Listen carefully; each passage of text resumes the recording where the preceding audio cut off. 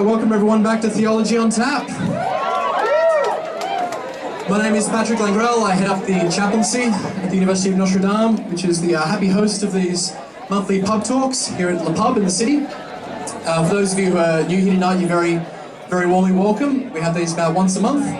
I'm particularly excited about tonight's Theology on Tap, as I'm sure many of you are. In fact, I can see that obviously from the crowds. Lee, you might not know, this is actually the largest RSVP number to any one of our Theology on Taps before, so pretty awesome.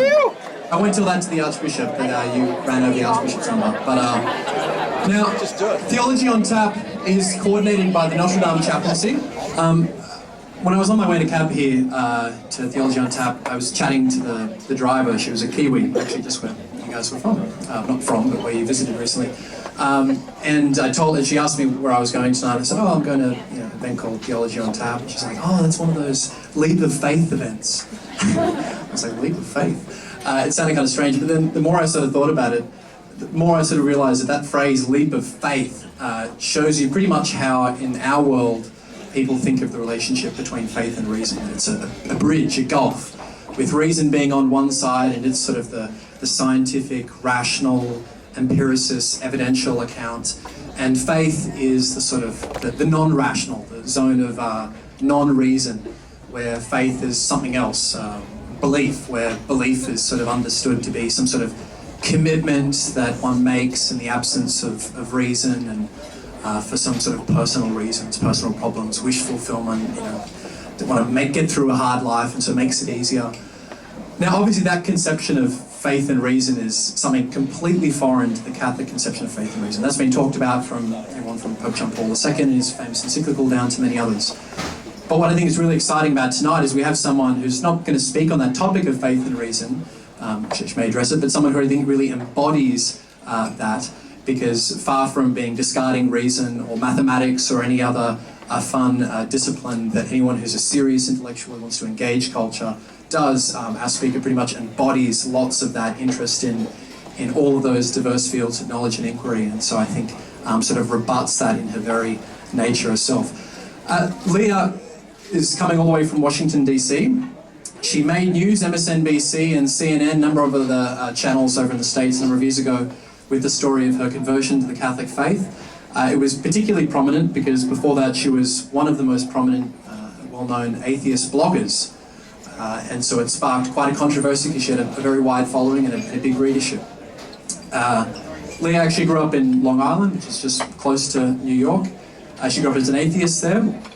And she made the fatal problem, which she's said a few times, of becoming friends with or engaging in conversations with intelligent Catholics, and all the rest is sort of history. And I think Leah's discussions and debates, or fights as she sometimes calls it, with those people sharpened and honed in and further down to her interest in some of the issues that she's going to be speaking about tonight.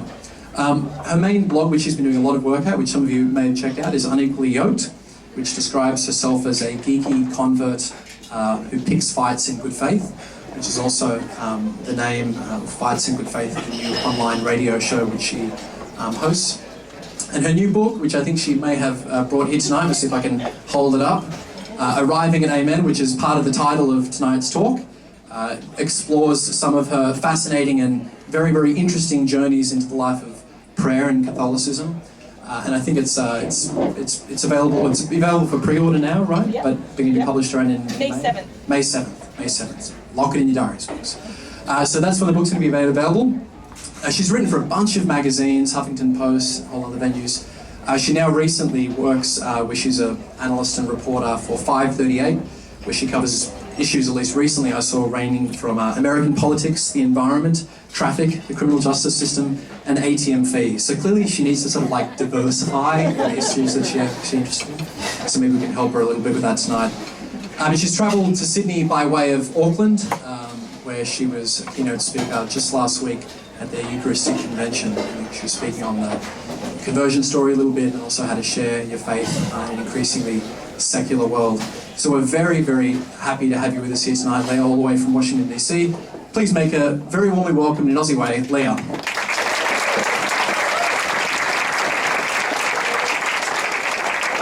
Well, thank you so much for having me. And it's always fun to get to travel abroad and see what's different in different countries. And I see here that Australia doesn't have any fire code regulations at all. So that's very exciting to learn.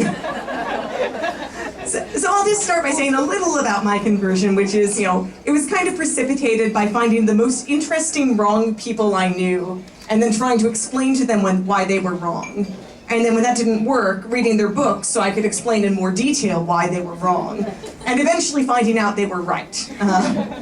And for me, a lot of it started with the question of almost, if the eye responds to light in the physical world, and that's what vision is, what does conscience respond to? And kind of playing around with that question. And for me, the idea of weird transcendental truths wasn't that weird. I was a mathematician. I was used to the idea of there being true, beautiful things that were immaterial.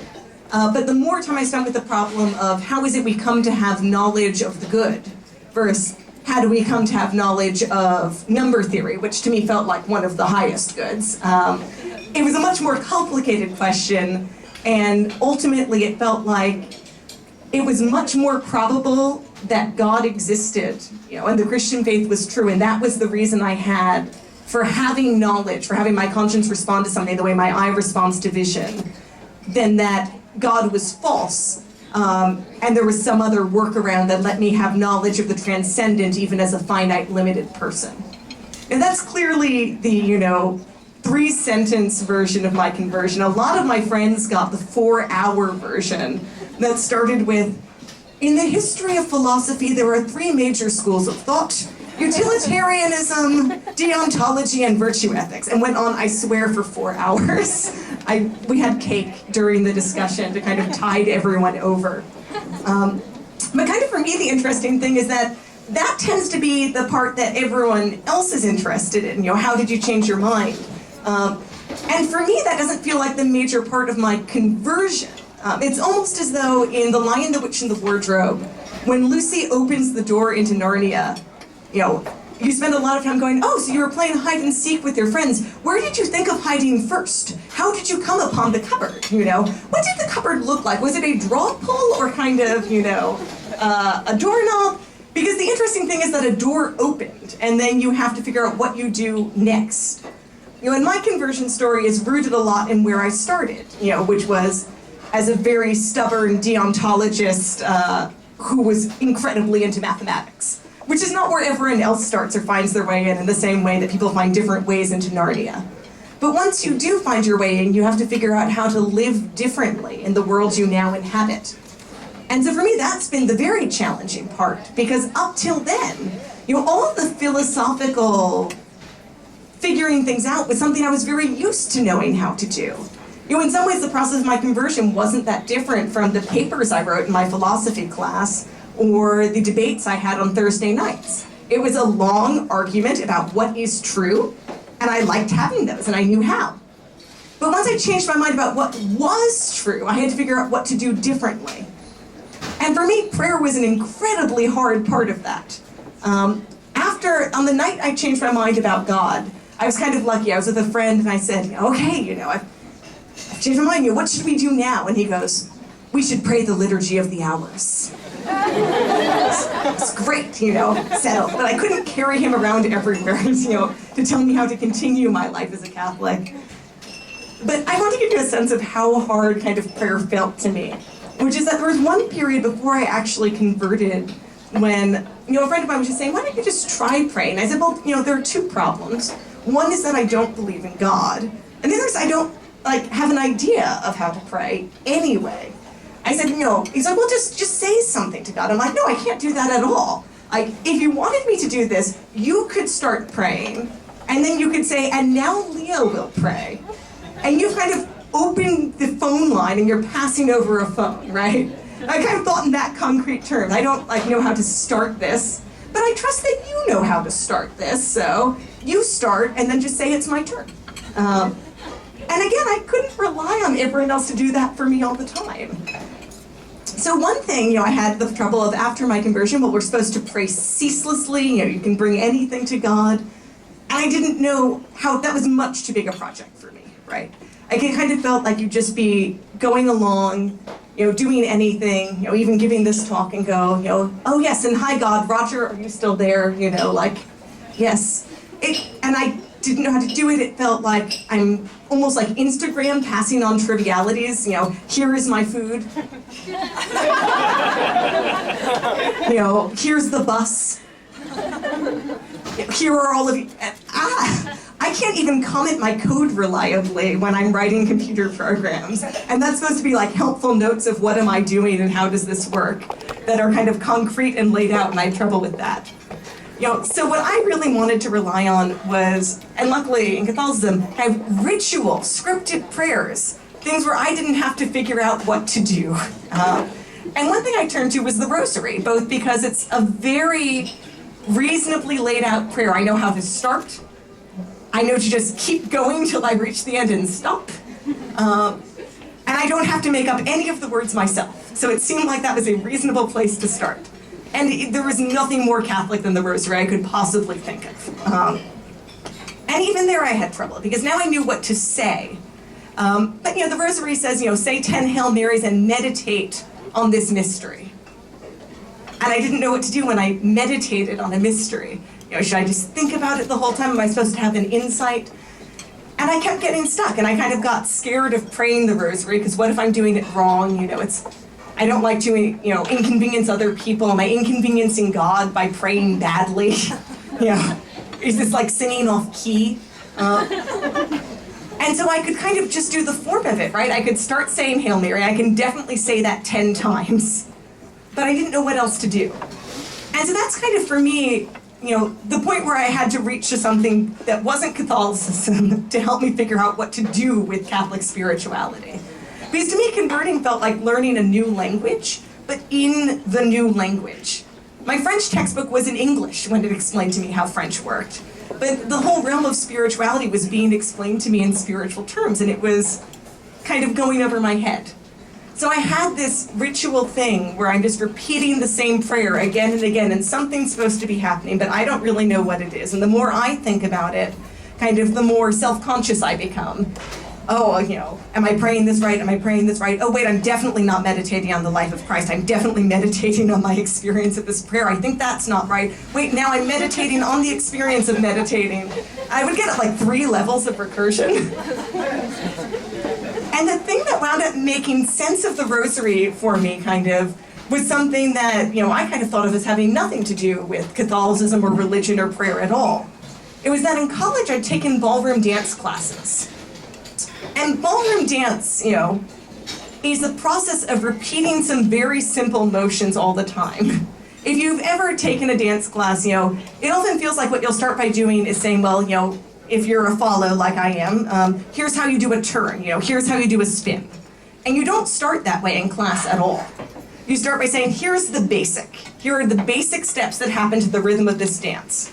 And so if I were doing the cha-cha, for example, it's 1, 2, cha-cha-cha, 3, 4, cha-cha-cha. And the first couple lessons are just that. They don't teach you turns, they don't teach you like fancy kicks or anything. Because my only job is to actually pick up my feet and put them down at the right time.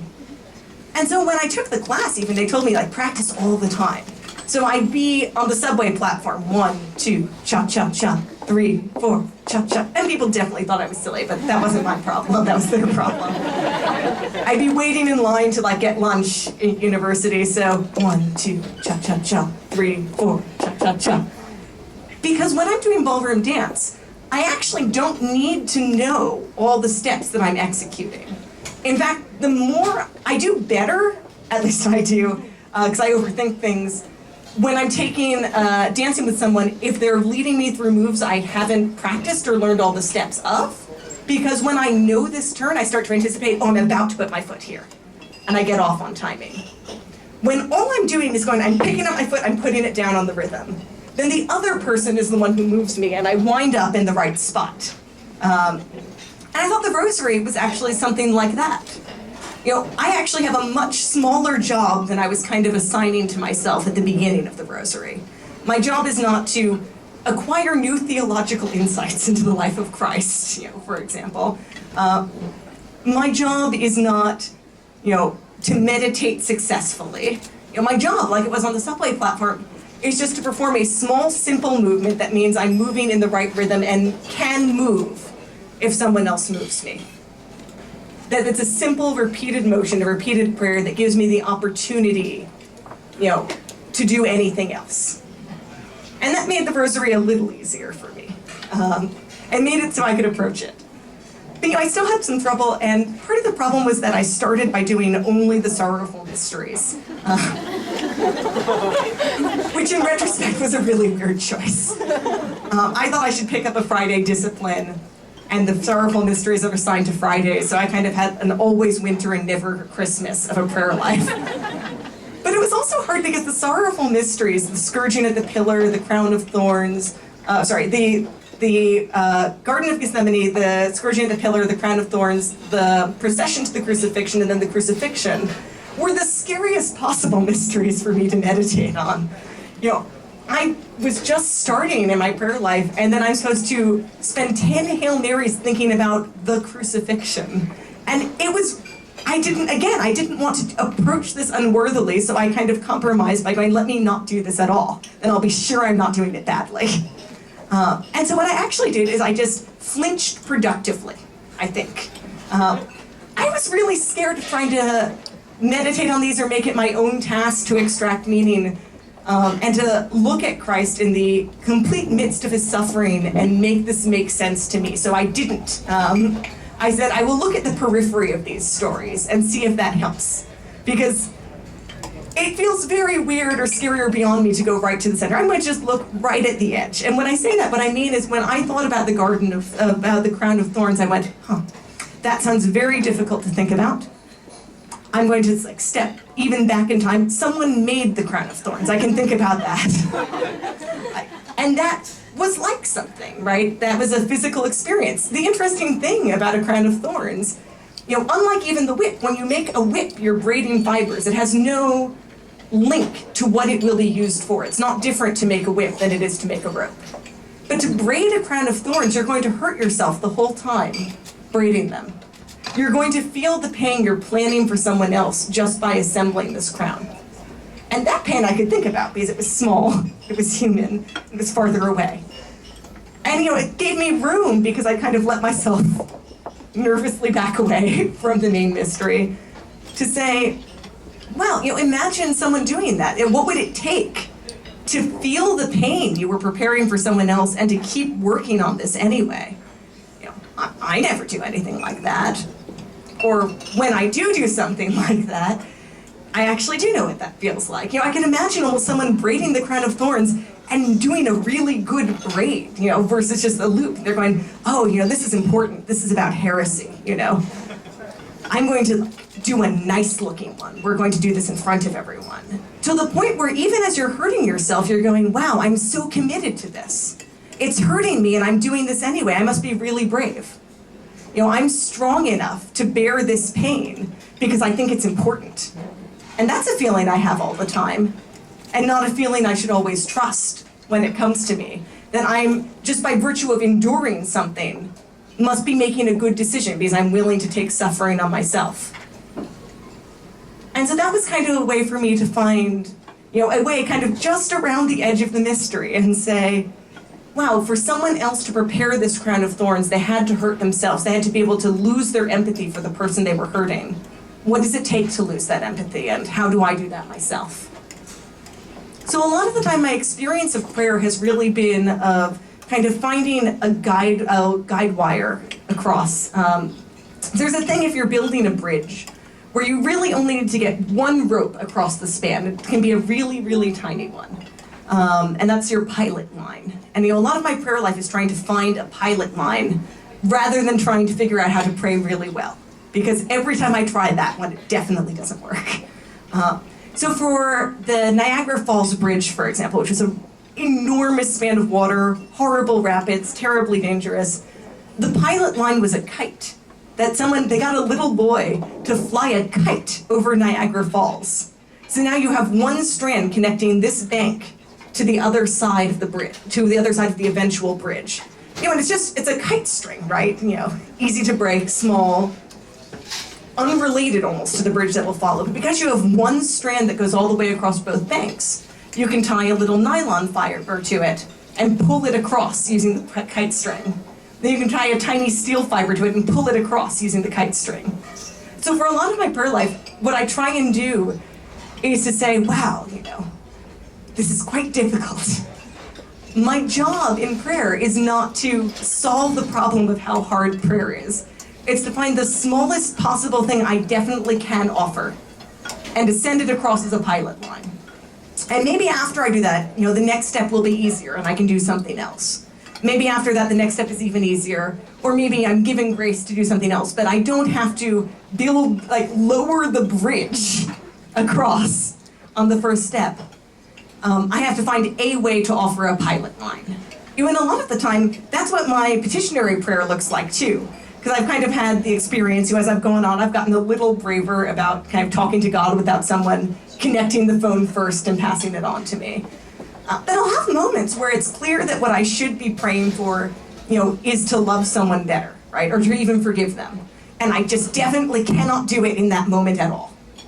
And so sometimes what I would do at first, before I kind of thought in terms of pilot lines, is to go, okay, I'm not succeeding at praying for this person. I should just leave this prayer project here, and I'll come back to it when I'm better. Later I'll be less angry. Later I can make this prayer in good faith. I do want to forgive them. But I can't right now, so I'll go work on my own privately somewhere and come back.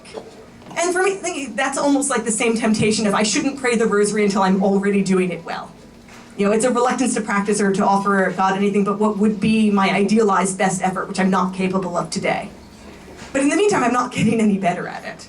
So instead, I try and take that pilot line approach and go, okay, I definitely should be praying to forgive this person, or even better than that, just to love them and move past this. But I definitely cannot this second.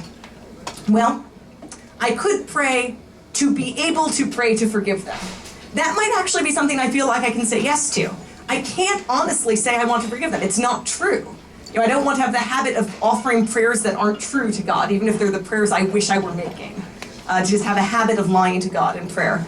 So I don't want to forgive this person, but I wish I were able to. That's what I'm asking for today. Tomorrow, hopefully, I'll ask to forgive them. And the day after, hopefully, I'll ask to love them, but today I'm asking to be able to ask to forgive. Sometimes that one doesn't work for me. You might be more patient than I am. So then I say, wow, I wish I could ask to be able to ask to forgive this person. That would be good, but I don't even want to be able to forgive them at this moment. So I kind of step back. And I'll tell you, it could be an infinite line of dominoes that I try and set up where, the nice thing about it is, as long as God grants whichever prayer I'm able to make, I wish I were able to ask to be able to ask to forgive this person, then I can make the next one and have it granted. So I could kind of take the infinite dominoes chain approach and just go, I wish you were able to ask, exponential, ask, eventually. But one thing I even back up to at that point is when I get stuck and I feel like I'm even losing count of how many steps backwards I'm going, especially for interpersonal prayers, what I tend to do then is just go, wow, Mary, I wish you would solve this. Because that's what it feels like, is it almost is at the point where I'm squabbling with this person, I don't want to be reconciled to this person, and I don't even want to think about them, but I can go, Mary, you like this person, and you like me. I don't really feel that good about them at the moment. This sounds like this is your problem, and my role, my pilot line, is delegating in this moment. I am delegating this task to you. As our mutual mother, if there's one thing parents know how to deal with, it is siblings who are not getting along, and in loving them both, right, at the same time. Even if one person, the other one, is in the wrong. That, Mary as a mother never wants justice. She wants mercy. She wants both people to be reconciled to each other. She doesn't want one person to be punished enough that the other person is satisfied. And that is not always true of me. So what I can say is, Mary, please resolve this in some way so I could make a satisfactory prayer. And that's my pilot line that day. Because if it's granted, I can go on to everything else along the way. It's all, for me, a matter of setting up dominoes. So one thing I wind up talking about, I want to leave time for questions about specific prayer practice, but one thing I wind up talking about in my book, Arriving at Amen, where I'm talking about a lot of different prayer practices I explored as a new Catholic and the way I kind of snuck my way into a lot of them, is that for me a lot of it was just finding a way to offer any kind of pilot line, some way I could offer a very, very, very small prayer. One that I wasn't going to be terrified of doing badly, one that was short even. Sometimes if I'm angry at someone and I can't even think about what I want to pray, I say just one Hail Mary because it's 30 seconds and I know I can do it. And to think like, what should I pray for this person? Even giving myself the task of coming up with a new prayer at that moment is too much for me while I'm angry. What's the smallest thing I can do that allows me to offer goodwill to this person and to involve God? But sometimes, it was a lot of very small, almost even in some cases technological fixes. I was scared of doing Lectio Divina too, of doing kind of prayerful Bible reading. Again, for me, a lot of times the same problem. I didn't want to do it badly. I had two fears. I didn't want to do it badly. I was afraid it might go on forever, which I realize sounds like a crazy fear. But I kind of thought, well, what if I start and I open the book and I don't know when I'm allowed to stop? Like, I might want to stop after 5 minutes, and that's probably wrong. But if I can't stop, then when can I stop? What if this is my whole night? Oh, I probably don't have time. What if it is my whole night? What if it's really good? And if I started now, I wouldn't have time to pray really well. And again, nothing happened for me. And so there, even part of it is I kept never, ever, ever doing it. I said, all right, I notice I'm really frightened of how long this is going to take, so I'm deciding now. I'm setting a timer for 20 minutes, and when it goes off, I get to stop, like, no matter what. If I want to keep going, I can, but it's okay. And it was a way of giving myself permissions to start at all, which is something I've done a lot whenever I try a new prayer practice, is of finding a very small way of doing it. Whether it's doing something from a book, or doing it with a friend, or doing a very small version of it time-wise, or even just picking out ahead of time the specific time at which I'll do it, so that no part of my prayer practice is the difficult scheduling problem of when will I choose to do this, which is usually enough to derail it entirely for me.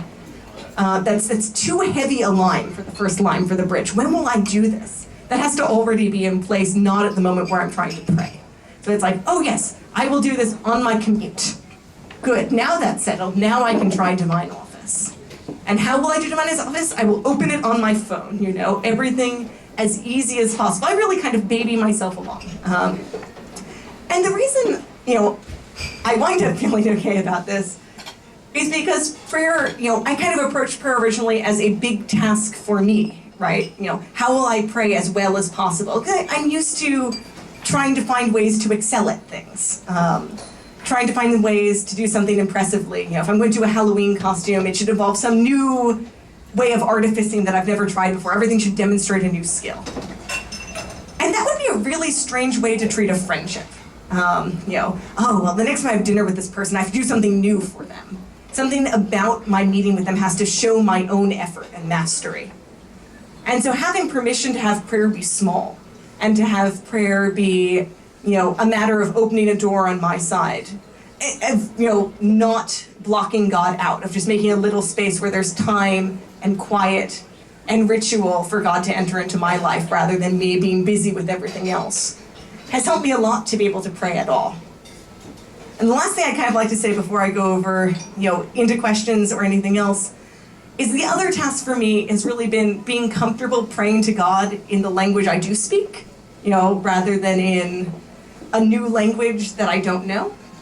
So for me, a lot of the time when I was just starting to pray, I had trouble because I wasn't used to thinking about God at all. I was thinking about him as an intellectual proposition. And it's very weird to pray to an intellectual proposition. And you might think it's impossible, but it's not, because that is definitely what I was trying. I'd go, okay, God, I do believe that he exists, but I don't have much practice thinking about him, but he's the true, the good, and the beautiful. I have some level of experience with this. It sounds rather like math. I know how to think about math. And I'd be sitting down praying, and I go, I am definitely thinking about the Riemann hypothesis and not about God. But I don't know how to make one more jump here. And what I would do is go, well, I am thinking about the Riemann hypothesis, and I love the Riemann hypothesis. And the Riemann hypothesis, is part of the true, the good, and the beautiful, especially the beautiful. And if I love it, God loves it too, because it is beautiful and true. So I am actually sharing a moment here, in the way that you do when you have your friends see a movie you love, right? You turn to them and go, this moment, right? This is the great moment. And I'm doing that with God right now. We're both thinking about the Riemann hypothesis because he's all-knowing and I happen to be thinking about it this second. And if I delight in it, how much more does he delight in it? And delight in my delight. And if I love the Riemann hypothesis this much, and it's a mathematical theorem, it's hard for me even to say just a mathematical, but it's just a mathematical theorem. And I'm a living creature in the image of God. You know, God loves the Riemann hypothesis, but how much more does he love me? So making space all along the way, that wherever I can find beauty that kind of points me back to Catholicism, that it is actually an opening, not just for it to explain something for me, maybe to go, wow, like, that was cool to see. Did you see that? Like, how beautiful is this? I'll give one last example of a thing I happen to find particularly beautiful, and then I'll turn it over to questions. So this is just one I particularly love, so I like, in the same way with the movie, I just want to share it all with you. You know, when I was starting to do confession, going to confession, it seemed like that was the kind of part of Catholic spirituality I never heard anyone talk about, right? Because it's kind of, oh, you know, I went to confession last week. You wouldn't go, oh, you know, I didn't think you'd go, oh, how beautiful. You go, oh, you did, huh? Because it seemed like a process of saying, like, oh, you've done bad things. This is what happens afterwards. We don't like talking about bad things. It'd be weird to talk about the evidence you've done bad things. And so for me, one thing that helped me find my way into confession was one of those kind of moments of reaching out to a different frame of reference, is that there's this method of Japanese pottery repair, which is rather like confession, you know, if you look at it at the right angle. It's called kintsugi. And what it basically is that you've broken a pot. Normally, you might try and repair it as seamlessly as possible. But in this case, maybe it's not possible. You've lost too much of it, you know, in cracking. Or maybe you actually want to do something very special for this pot. So you repair it with an enamel that's got gold leaf in it. So you don't have kind of an invisible glued together break where you can't see the line at all. You've got a vein of gold running along the crack that's more precious than the original pot. And that seemed like that was actually kind of what confession was. It wasn't a case of just, oh, you did a bad thing. That was terrible. But you're better now, right? Status quo antebellum, go forward.